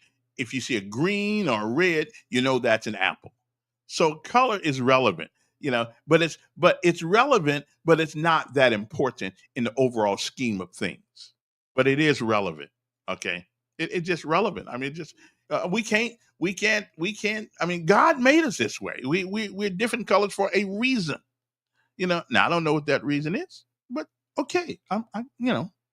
But we have a lot of things in our country, in our world, that are social constructs. Lots of things. So you can't get away from it. Okay, what's good, what's bad? Some cultures, there are things that are bad, and other cultures, that same thing is considered good. Okay. Hey, I talked to Donald yesterday, Big C, and he'll probably come on sometime next week with us. I told him y'all keep asking for him, so okay then. All right, what else is going on up here? Now, I'm looking for some information on what happened to City Council. I know they were looking at the budget yet last night, but I can't find it in the news.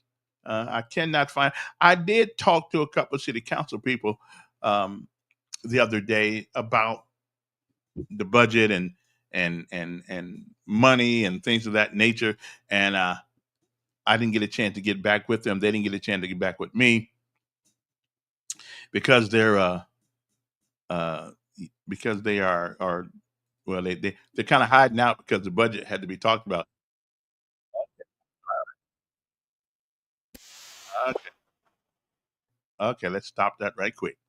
Um, first, Montgomery City Council members discussed raise for firefighters at budget committee meeting. Could dip into police budget. Well, if we don't have enough policemen, then why are we keep using the same budget for the police department? And why not give it some of that money to the fire department? And they short people also. They're short people also. So it makes sense to me. I mean, it just makes sense to me. Then split the budget. Our budget is 300 and what they rated 363 $83 million. That's a lot of money. The problem, Montgomery Fire and Rescue leaders estimate that the raise would cost $4.2 million, meaning the council would have to find a new revenue stream to take the money from other departments. The only place I can see where we can take money from is the police department because they always over budget the police department, from what I understand anyway. And so why not give it to the give these guys a raise? Their job is just as dangerous as being a policeman. Except you never know where the fire is going to come from, So I don't know. I listen. Yeah, they need a raise. Okay, they can use a raise, like everybody else can, I guess. So I don't have a problem with the fire department getting a raise. Does anybody have a problem with the fire department getting a raise? Of course we don't. I mean, those guys, let your house start burning. You wish they did. Let's say, when is CC coming to get the police review board? CC, who is CC? When is CC going to get a police review board? Oh, you're talking about Calhoun? I think we need a police review board. I just think we do. I think. I think that now the problem with the police review board is, what is the purpose of it? My purpose for a police review board is not one to manage the police department or the police chief. You're not in the chain of command, but I do believe, because there's so many things that are out there right now. If you watch YouTube, we got people that think they know about policing.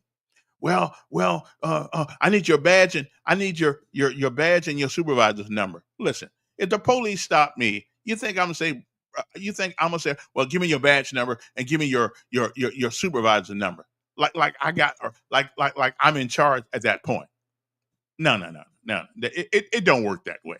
Okay, the police are the police, and some of you folks out there, some of y'all need an ass whooping sometimes, because the way y'all be acting when the police stop you sometimes, just absolutely. See, I already got it down.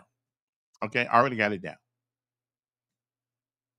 Okay, I already got what I'm gonna say when the police stop me. Not if, but when. Hello.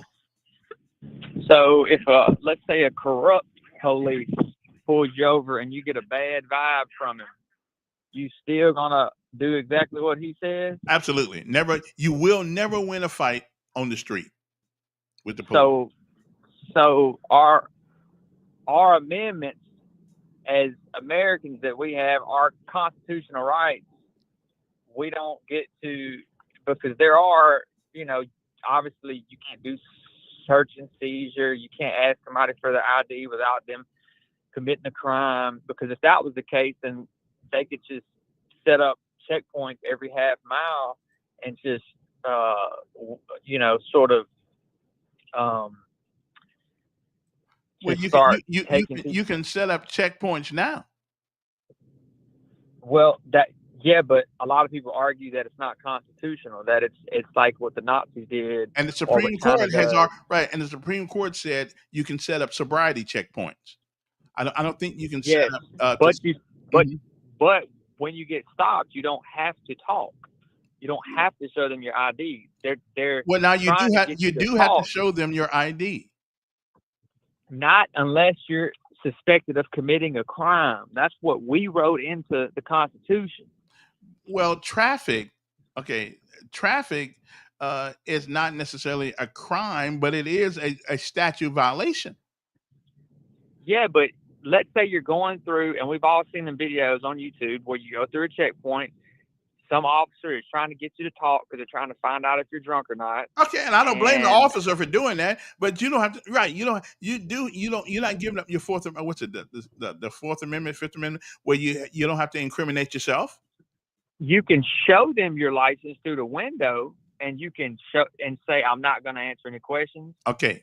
Without my lawyer. That right there is going to get you an ass whooping. Okay. Exactly, and that's what I'm saying. People should do that more, because they're going to yank you out of your car. They're going to no. Because for decades, cops have had this psychological power over civilians, like they have more power over us. They do, white and black. At that stop. No, they do not. At that they do. They are public servants. They don't have more power than me. They're a public servant with a nice uniform and a gun. Okay. Listen, they're the same as a city council member, except they got a nicer uniform, a shiny badge, and they get to drive a company vehicle with a gun. And listen, that's it. I don't blame you for having that position. And listen, when you get in jail, please call me and I'll put something on your books. I appreciate that, but I'm gonna need you to bail me out. Fuck my book. Look. But I'm saying though, if you got pulled. Obviously, you've never been pulled over by a hostile cop, or have you? Sure, I have. Am I black? Of course I have. Okay, and so when that cop pulled you over with, like nowadays with the body cams and cell phones, you mean to say that you would allow that cop to uproot your dignity and identity and treat you like shit, and you would just go along with it? Well, that's not solving no problem. That ain't helping nothing. And again, I hear what you're saying, but on that street, on that stop, he is the law at the time being. Now, I ain't stupid. I'm not, but he is the law. Fight it in court. Fight it. You'll never win on the side of the road. You never will. I agree. I agree 100%. But I think as a civilian with rights, and a lot of police out there are drunk on power because they don't have any at home. They don't whatever is going on in there, because cops are humans. That's why I said, in a way, and I've seen all the movies, the iRobot, but I'm kind of ready for the AI to take over and these humanoid robots to start policing us. That's a lot. And so let me get this right. They don't have emotions. We're gonna get rid of human beings and replace them with robots. Like somehow that's going to be better. Maybe it won't be. Maybe there'll be some hacker that'll hack into the robots and it'll be a freaking frenzy. But humans have emotions, and I've dealt with more officers that are just having a bad day, and you're the butt of that bad day, and it's just human error is too big. Who said this quote? Where there's power, there will be corruption. And where there's a machine robot policeman, there won't be any emotion, there won't be any compassion, there won't be anything. Now, give me the human being. Give me the human being. But they are way less cops that I have met. And there are a lot of good cops, but I would say if and I'm sure there's more than 100 police in our city. There's probably 400 or 500, but I'm just going to keep it at 100. Out of 100, in my opinion, I think most police officers, especially because they're hiring young now, and these young officers are listening to culture. They're into pop culture, entertainment. A lot of these young officers are just as brainwashed as the damn civilians. Well, but let me ask you a question. Who do you think got the most weirdos? The population at large or the police department? I mean, are we No, doing it per no, per? at large. There's like 300,000 civilians. There's probably exactly. 300. So Yeah, I'd no, rather take my chance with the one police officer at that minute than put up with everybody, because the police got to put up with every crazy person they stop. 1,000%. But I also think like a lot of these officers, because I have a unique perspective because I filmed for cops in Montgomery for a little while back in the day. So I got to ride with these officers and talk with them. Mm-hmm. Some of them are gung ho; they're ready to go out and fight crime, and others are like, "Man, I might make 1 or 2 stops a night, and I'm good." Yeah. But it all depends on what that captain's quota is for the night. Because I've heard them several times, get out there and write some tickets. And a lot of them are just getting low hanging fruit. They ain't out here protecting and serving. They're writing tickets. Then don't be low hanging fruit. That's true. Okay. That is very, very true. That's what I'm saying. Yeah, let me go, man. I appreciate it. I don't. Don't be low hanging fruit and do your thing. Anyway, the numbers here are 521-2963. Other things. I'm trying to. I think our budget. There's currently a petition with over 1,200 signatures asking for a wage increase. No doubt the fire department, I think that we need to borrow some money from the police department. Since they don't have enough, they only got 200 something officers anyway. I mean, at one point they had 500 officers. So what happened to all that money? And now we're gonna raise the budget up more. And so much that money is gonna have to come from someplace. That money is gonna come from someplace. And it's gonna come, well, you know what? Okay, look in the mirror. That's right. You're the person going to give up that money. Well, if I gotta get taxed off the heebie-jeebies, then now I'm all for the what they call it, commuter tax. I'm all for people coming in here who come in here, and of course everybody. Now don't get me wrong. If we had a I forgot what they call that tax. That 25 cities in Alabama have this tax that they won't let Montgomery have. I forgot what it's called. I'm all for it. You get to write that off if you itemize at the end of the year. Bud, what's up? Not a whole lot. Kevin, how you doing today on this beautiful morning? Outstanding morning. Yes. It absolutely is. I want to talk about the police budget real quick, if you don't mind. What city councilman said in the article, I believe I read it on WSFA, I think it's very telling. He said we had in the budget money set for salaries for 400 police officers. Right. He said that's completely unrealistic. 300 is a more suitable goal. Right. That means we have under 300 police officers currently if that was to become our new goal. Would you agree? Yeah, absolutely. Which is why I think that why not give the people on the fire department a raise? That money just sitting there. But here's the issue I have. It's not an issue. I guess it's an informative decision. 12 years ago, when I ran for city council, I pulled the city budget. And within the city budgets, it listed the number of personnel in all the different departments. At that time, we had 450 people in the police department. Now, maybe 50, maybe 75 are administrative and stuff like that, okay? But how do we go to 400, from 450 to less than 300, where we have to strive to even reach 300 people?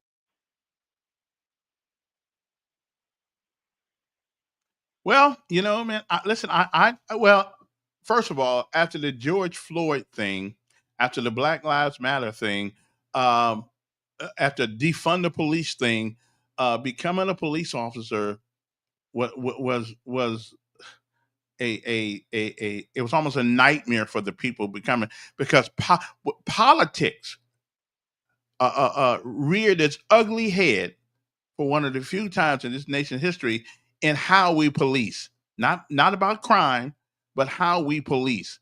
And we were saying, well, how many black people you stop versus white people? It's mayors became scared. They wanted to be reelected, so they tried to manage the police department from town hall, from city hall, as opposed to allowing the professionals do that job. I've heard so many complaints about the mayor in the police department getting involved in it some kind of way. I don't know if it's true or not, but that's just what I hear. And one policeman was terminated because, according to him, because he cussed out a person who was breaking the law, and he cussed him out, and they fired the guy. They put the guy on suspension because he cussed out a person. Yeah. So I don't know. Yeah. Mm. If we wonder why crime is the way it is in Montgomery, we had 450 votes 12 years ago, and now we have less than 300. That means we've lost 35, 40% of our police officers over the course of 12 years. When I was running for city council, I was walking door to door, and one of the gentlemen that came to the door at that time, he was a major in the police force, and he brought me inside, and we sat down. We talked about 30 minutes, and he said at that time, the city had divided up into basically 3 zones. And he said, this is what's crazy. There could be a crime 1 block out of my zone, and I could not dispatch police officers to that crime because it was in a different zone. Yeah. Well, yeah, and I found an article where you're talking about, though. Ed Grimes agreed with the firefighters that they have a budget for 400. But again, he said we don't even have 300, and so why are we budgeting? So give those firemen a raise. I mean, that makes sense to me. Else the money's going to. I'm not opposed to that. Yeah, I'm absolutely not opposed to that. Yeah. But my focus is crime is not going to get better when you do not have enough boots on the ground. And this major told me, okay, when they went to the 3 districts, right, that means each district had to have a major, a certain number of captains, etc. So instead, what happened was the administrative, it pulled so many officers off because they became top heavy and brass. And so, a major might be out there occasionally cruising on patrol, but that's a big desk job. And so the bureaucracy at the top of the police department became heavy. Now, I don't know if the police department is still on that. Could not tell you. Like I said, that was 12 years ago. Yeah. But, I believe, a lot of what... Yeah, I believe that the administrative offices of the Montgomery Police Department, we need to hire civilians to do that. We need a police chief and maybe a second in charge, but we don't need majors to be set in office. They can be in the cars out, the majors and captains, they can be outside, because guess what? In the United States Army, the captain is right there with you on the patrol and doing a lot of things. Now, majors are administrative, but we in dire times right now, and in dire times, that's why everybody goes to basic training, because they say at the end of the day, we are all soldiers, and we all are responsible for doing the same thing, protecting our buddy's butt and our own too. Well, you were a cook at one point, but you knew how to. You were on the rifle range. You had to qualify. And now, wait, hold you were going to be out there shooting and cooking. Wait a minute. Why do you people piss me off so much bringing up that I was a cook? Wait a minute. Like it's a different job. I went through airborne school. I went to Ranger. And I salute you for that. I did not. I did not mean that as an insult. Because guess what? If the Army don't eat, the Army don't march. And as a matter of fact, the Army don't fight. As a matter of fact, when you out there in the bush and it's cold as crap outside or raining and miserable, one of the best people you want to do is when you come at, the fact of the matter is we can prepare you a meal out in the bushes, which is what we used to do. Listen, I wasn't a cook because I was too dumb to be anything else. That's what just sometimes that just irritates me. There are no unimportant jobs in the military. None. Absolutely, I agree, 100%. All right, then. Let's stop always bringing that up. I mean, I shouldn't even You're told a little nobody. bit, you're a bit touchy now. I didn't mean it I'm that telling way. because I know because people say I had low IQ. You know? Dude, no. I mean, Listen, it ain't where you start; it's where you end up. well, exactly. At the end of the day, you know what they call a infantryman NCO and a cook NCO? Call them the same thing, sergeant.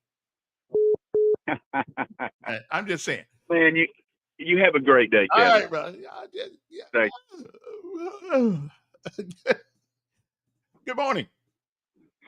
Morning, Sergeant Elkins. Good morning, First Sergeant. Question. Yes. Do you think if the city had an occupational tax, we'll have the resources to do more than we're currently able to do? Absolutely.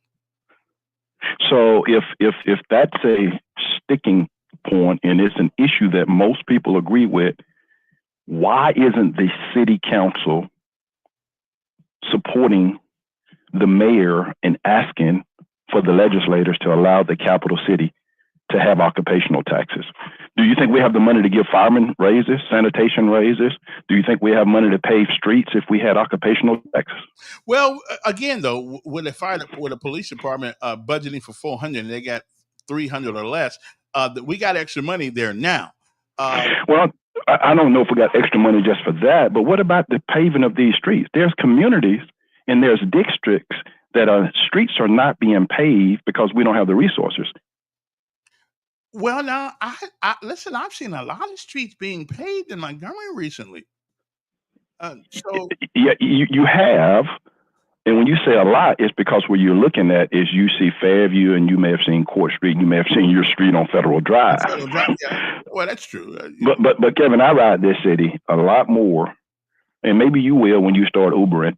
Mm-hmm. But there are a lot of streets, Kevin, that are not. I spoke with a city councilman, and he shared with me there's not one street in his district got paved this year. A whole district. Wow, that's and again, I think the occupational tax is a great thing. But the only bad thing about it, everybody's going to pay it, whether 1%, whether they live in Montgomery or not. I mean, they're going to pay it. But everybody wants things done. It takes money. But where's the money going to come from for the $300 and something million budget we got now? Where's that money going to come? How are we going to raise money for that? Well, I think that's why we pay people to serve in these elected seats to figure that stuff out, Kevin. It's not for you and I. Right, but listen, it's only one way you can get it. Look in the mirror. It's only one way you can get it. I'm willing to pay for services that I receive. I mean, I think that's part of it. That's a lot of folks want to have breakfast, but they don't want to give up their pig to get the ham or the bacon. Well, no, and so folks want to have breakfast, but you don't want to give up anything to have it. Yeah, I got to tell you, it is. Are you willing to sacrifice more to have good services? Are you willing to? The 1% thing, and poor as I am, but if it means, the people being happy they work for us, so we don't have to worry about our junk being strolled all over the streets, and we can get some more policemen, we can do this, because we got a lot of people coming to this city every day and leaving out giving us the bird. Yeah, I think we just, again, I know you were part of the Tea Party, taxed enough already, right? Well, so do you believe we need? Okay, so you agree that sometimes you got to pay for it. You got to pay for it. Yeah, absolutely. I mean, I got to get. So would you be in favor of occupational tax? Yeah, I'm in favor of. Yeah, any way to get us some revenue in here. Because have you shared that with your council person? Have you shared that with your? Yes, I have. Okay.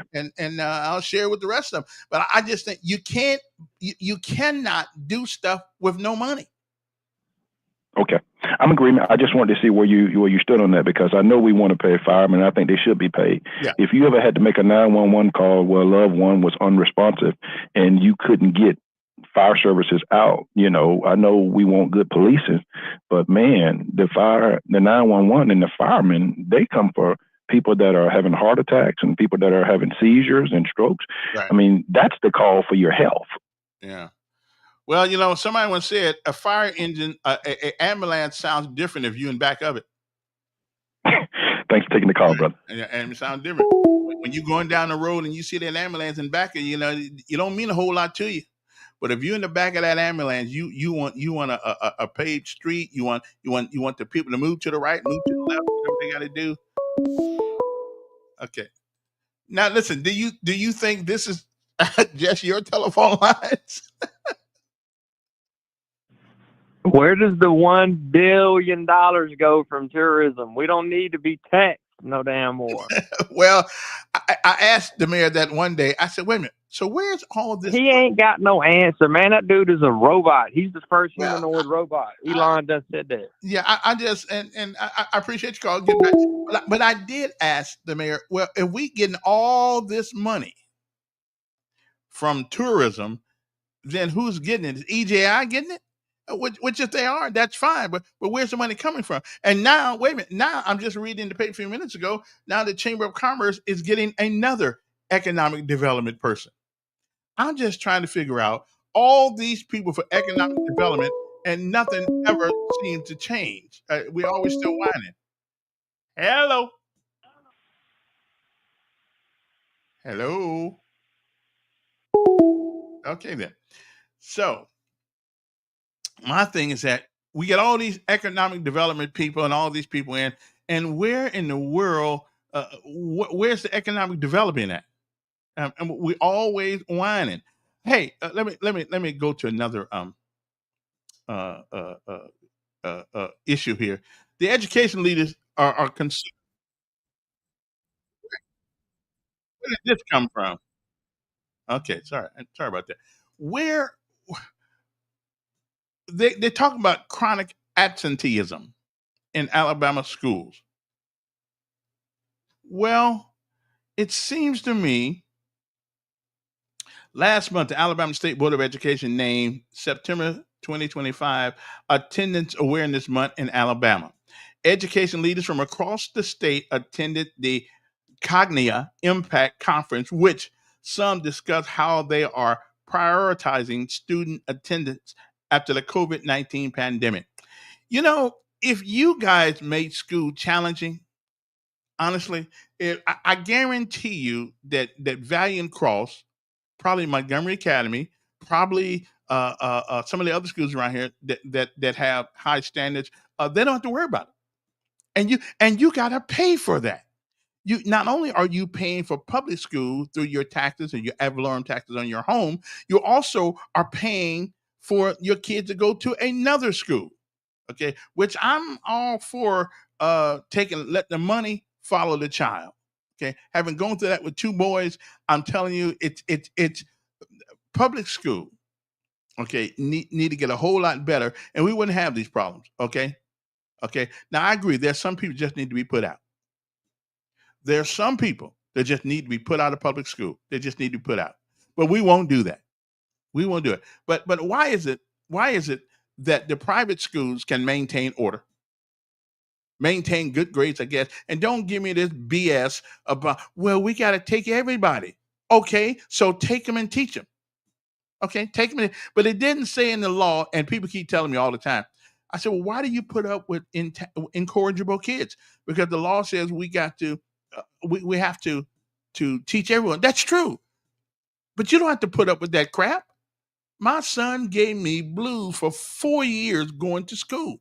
As a matter of fact, he wouldn't say anything to hardly anybody in the school until he graduated. The day he graduated, teachers looked at him and didn't know he could talk.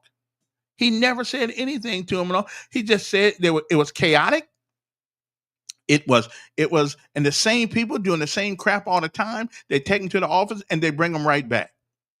So whatever situation the school is in, it's their problem. It's their fault. They've done this. I mean, grown people.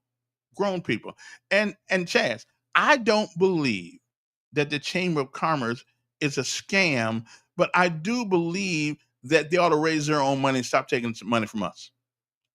Okay. If you can show businesses that you are doing a great job of getting them business or getting them people to their doors, then I think you can get all the money you need from, because I paid to belong to the Chamber of Commerce for about 13 years. I did. I just paid them just for the hell of it, because you needed that thing to go across your doorways or whatever the case may be. I'm a member of the Chamber of Commerce. It gave you some credibility and some I don't know if longevity is the word, but it gave us a little bit of status, because the chamber is not going to let everybody join. Okay, but I'm telling you something. We give them what, $2 million a year. Okay, listen. Somebody said my MPD needs to crack some. Listen, I've got to tell you, some of these people need a butt whooping. Okay, some of them do. They do. Okay. Oh, so anyway, so the next councilman, I think we're going to go down there and check it out next week. I think we're going to go down there. I ain't been to I ain't been to a city council meeting in a while, but I'm gonna see what they got to say about all this stuff. And I try to get them on. I try to get them on the air. Try to get them on the show, but they don't. They don't feel like showing up. I called CC about 4 times last week, and I'm just saying, why do y'all have telephones? Okay, why do you guys have telephones if you can't hear? I mean, excuse me. If you, I think Aljamal, I think you ought to be able to hear now. But anyway, moving right along. Okay, anything else up? Okay, moving right along to other things. There was a baby, and which is why this box was put at the hospital. I'm glad she put this child in this box. It's called Safe Haven Baby Box at one of the Montgomery hospitals. I think that's really a good thing. The first baby has been surrendered to the Safe Haven box in Montgomery, according to the city fire department. Montgomery's fire rescue announced Monday that a newborn was safely surrendered in August. Installed less than 3 months ago, the baby box has already proven to be a vital resource for a mother in crisis and a safe alternative for her child besides killing the child or besides abortion. Okay, the box was installed at Fire Station 10 on South Court Street. Montgomery Fire and Rescue installed the box as part of Alabama's Safe Haven initiative. Since the program's launch in January 2024, officials say that 4 infants have been surrendered across the state. I'm glad they are. I'm glad they're doing that, because I'd rather see somebody do that than throw their child in a garbage can or something like that. Listen, I've never been a mother. I don't know what it's like to have a baby. I don't know what they got this thing called postpartum or something. I don't know what it's called, but evidently it puts women in a deep depression once they have a child. And if their only option was kill the baby or put the baby someplace else, then all we know, they'd go to jail for murder, and we would never get to deal with the underlying problems that they have. So I'm really glad that's there. I really am. At least it gives them some, and so there's no reason to leave your child in the garbage can. There's no reason to kill the child or anything like that. Like I heard last week, a man kills 4 of his kids and he kills his wife and then kills himself. At least he did the right thing in the end, kill himself. But boy, I tell you. Anyway, one more thing. I want to play this one more time because this is interesting. If you guys haven't heard the woman who was complaining about Montgomery, if you haven't heard her, you might want to hear her. You might want to hear her, and I'm going to play that right now so you can hear this, because I think that I think she got a point, and I think we need to do something. We need to do something so we can hear. But let me see if I can. And here, I think here she is right here, and you can hear her. What her complaint. This is the mother of the woman, the professor, who got who was killed a little while ago. Let me see here. From Montgomery. Let's start all over again. And as you okay, this is the mother of the professor that was killed. This guy was from Montgomery. And as you all know, the person who has been charged with 3 counts of capital murder for taking my daughter, for kidnapping, robbing, and unaliving my daughter, is from Montgomery. I'm not saying there's not some bad people in Auburn, but I'm saying if you are not aware of what's going on in our state right now, you need to get educated.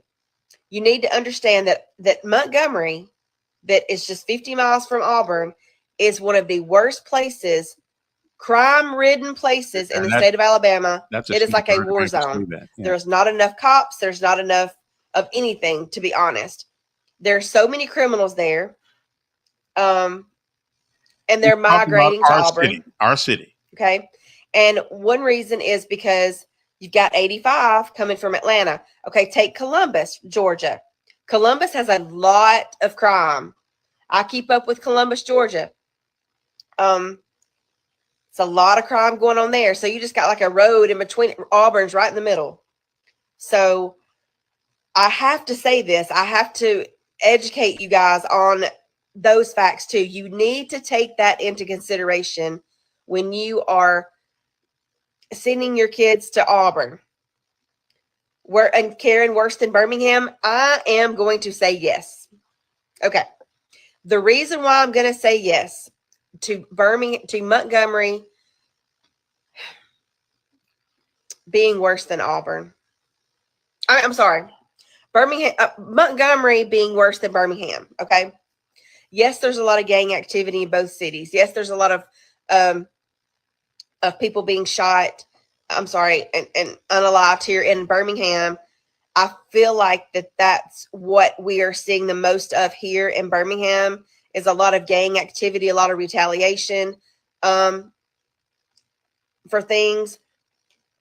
That's basically what I feel like we're seeing. In Auburn, in Montgomery, I feel like it's just out of control. I feel like it's just totally out of control. There is no handle on anything. I can say Birmingham is doing a whole lot better with their police force. The mayor is doing some great things to try to cut down on crime. And in Montgomery, I don't see anything happening to be able to cut down on crime. So you have to think about that. Well, that's her opinion. And I listen, if you as a matter of fact, she is quite she is quite stable emotionally at the moment, having knowing what has happened to her daughter. That is, I think it's a shame and a disgrace when people have to get on the media, social media, and tell people not to send their kids to Auburn 50 miles away, because they scared of us here in Montgomery. So I don't know if that's a good thing or a bad thing, but she was walking her dog, and it's a shame. It's all I can say. It's a shame, and I feel sorry for her. I'm embarrassed as a Montgomeryan that these kinds of things happen. I'm just stupefied. And again, it's not the only place in the country where things happen. But if it happens to your neighbor, it is a inconvenience. If it happens to you, it's a tragedy. Well, that was tragic. That was tragic that happened. And there's nothing we can say. There's nothing we can do. I can't take the blame for somebody else's kid. Young man, he's 28 years old. At 28 years old, he's not a kid. He knows exactly what he was doing, and it's a shame. It's just a shame. Just a shame.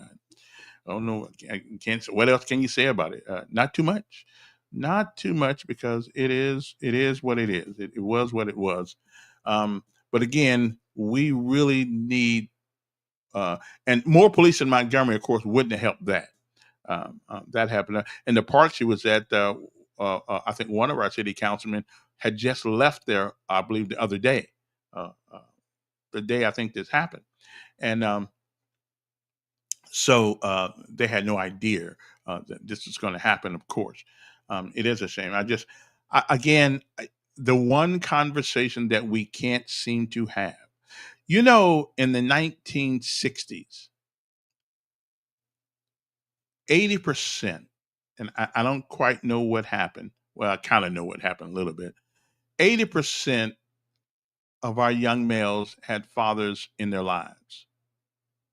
80%, according to the statistical analysis of the people who gave me this report. And 20% didn't. Well, here it is, 2025, and it's exactly the opposite. Only about 20% of the males, young males today, have their father in their lives, and 80% of them don't. And if we want to know why we're having so much crime, and I don't know what the racial makeup is, those 20%, that 80%, I don't know, but I do know one thing. In our communities, the Black community, we need to do a much better job of raising our boys, because those boys grow up to become thieves and murderers and killers and gang members. And if that's the family that you think you want your children to belong to, you are absolutely wrong. And it's not even their fault. Really, it's not even their fault. They need somebody they can talk to. Somebody, and listen, dads aren't perfect. Dads aren't perfect. I keep getting reminded of that all the time. We're not perfect. We don't always say the right things, do the right thing, but my Lord, at least you're there to do something. We're not perfect. We make bad decisions. I mean, Zarel tells me all the time about one thing I did to him. He was like 8 years old. He keeps reminding me that I did it.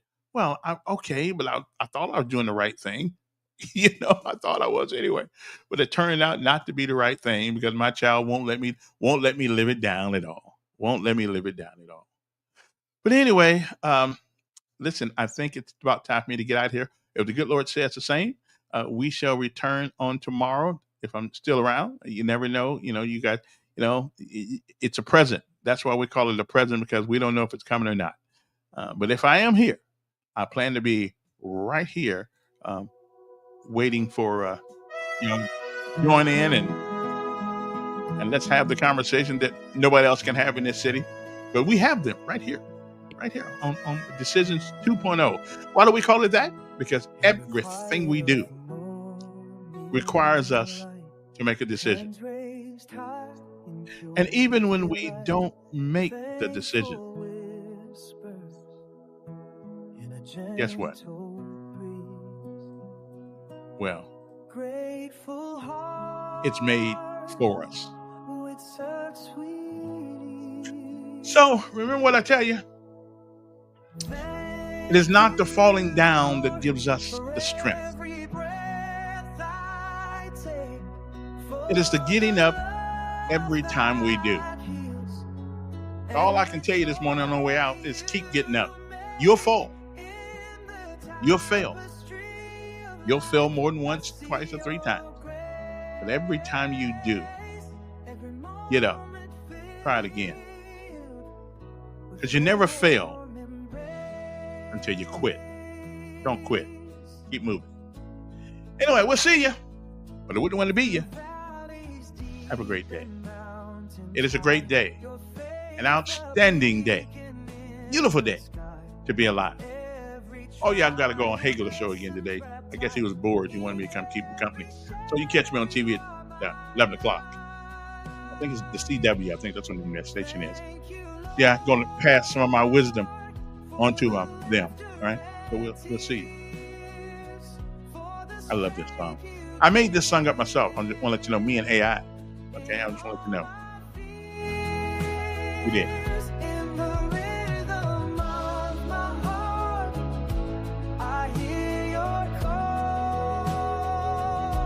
With